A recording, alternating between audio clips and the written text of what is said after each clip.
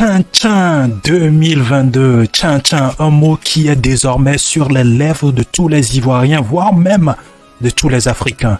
Un concept vulgarisé par celui qu'on appelle désormais le génie ivoirien Jonathan Morrison.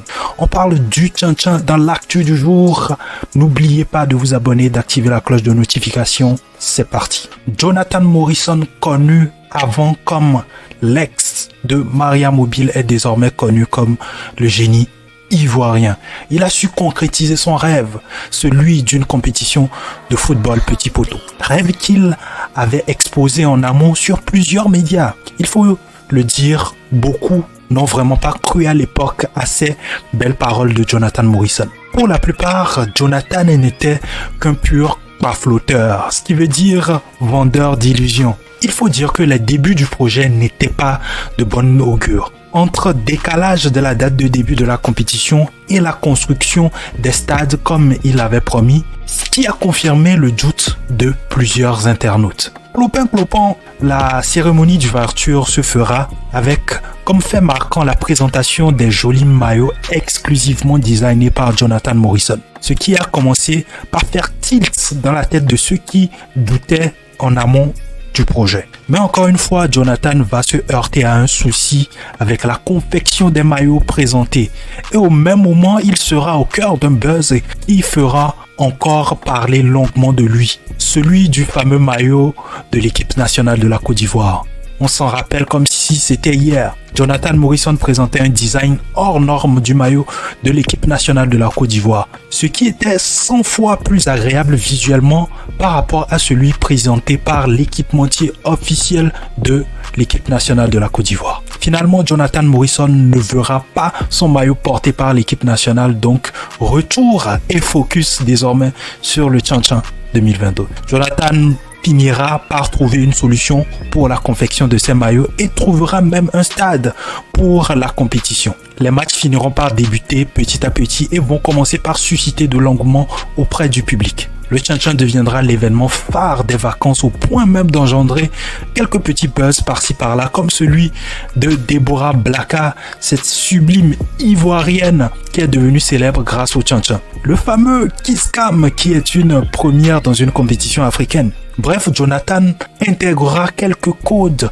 de la NBA dans le tchin-tchin. Même concentré sur la compétition, Jonathan ne va pas cesser de recevoir des coups. On se rappelle de ce fameux buzz récent avec son ex Maria Mobile et aussi de cette fameuse accusation sur l'utilisation abusive du mot tchin-tchin. Petit à petit, Jonathan Morrison sera finalement soutenu par le public ivoirien et même africain. Ce que l'on a pu remarquer à l'apothéose, la finale de la compétition avec la présence entre autres de Didier Drogba et de nombreuses personnalités. Waouh, un vrai parcours de combattant. Beaucoup de leçons à tirer de cette expérience de Jonathan Morrison. Dites-moi en commentaire ce que vous tirez comme leçon de cette aventure de Jonathan Morrison. Passons maintenant aux actus en bref. On va rester sur le tchin-tchin. Tchin-tchin, attitude obscène d'une danseuse sur un élève sous-officier. La police sort de sa réserve. Après ce scandale qui a fait le tour des réseaux sociaux, la police nationale ivoirienne a interpellé la concernée. De toutes les scènes enregistrées depuis le lancement de ce tournoi, une a mis la toile en ébullition, celle de l'attitude d'une danseuse sur un élève sous-officier de police. La police a mis cette dernière aux arrêts. Même si cette scène a engendré un tonnerre d'applaudissements des spectateurs, elle n'a pas été du goût de la hiérarchie de la police nationale. La police nationale invite donc les acteurs culturels à la retenue et au respect vis-à-vis des forces de l'ordre en exercice. Quant à l'élève sous-officier de police, Tao Junior, c'est son nom, il a été félicité par le ministre de l'Intérieur et de la Sécurité et l'institution étatique pour le sang-froid et le professionnalisme dont il a fait preuve pendant qu'il était victime de l'attitude obscène et dégradante de la part de cette danseuse. On passe à la possible réconciliation entre Ténor et Eunice Junior. Une blogueuse fait des révélations. près de 2 mois maintenant que Nice et Ténor ne font plus route ensemble. Alors que les deux célébrités ont décidé de passer à autre chose, une nouvelle selon laquelle il y aurait une probable réconciliation circule sur la toile. Après l'épisode de leur rupture, le couple Ténor suscite encore l'intérêt des internautes.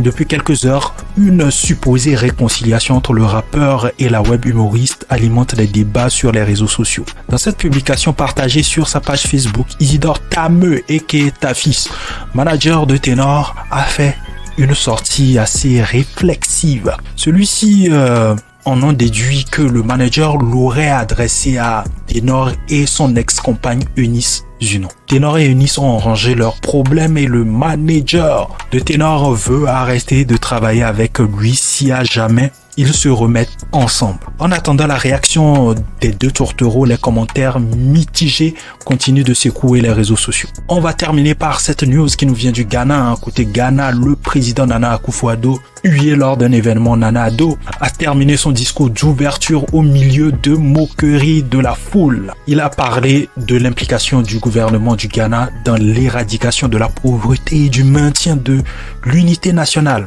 Le président a abordé l'impact du changement climatique et de la guerre russo-ukrainienne sur l'économie du Ghana. Le président Nana Akufo-Addo a mis les jeunes au défi d'être créatifs et sans peur pour trouver des solutions aux problèmes mondiaux. De plus, les huées surviennent à un moment où le pays traverse une crise financière, les prix des denrées et services augmentent de jour en jour et le cédis, la monnaie officielle du Ghana, se dépréciant par rapport au dollar. Pendant ce temps, le Ghana a demandé un renflouement du FMI pour aider le cédis ghanéen à s'apprécier légèrement par rapport au dollar dans les semaines à venir. Voilà tout pour l'actu du jour. N'oubliez pas de vous abonner, d'activer la cloche de notification pour être au courant à chaque fois qu'on poste une vidéo. Cheers!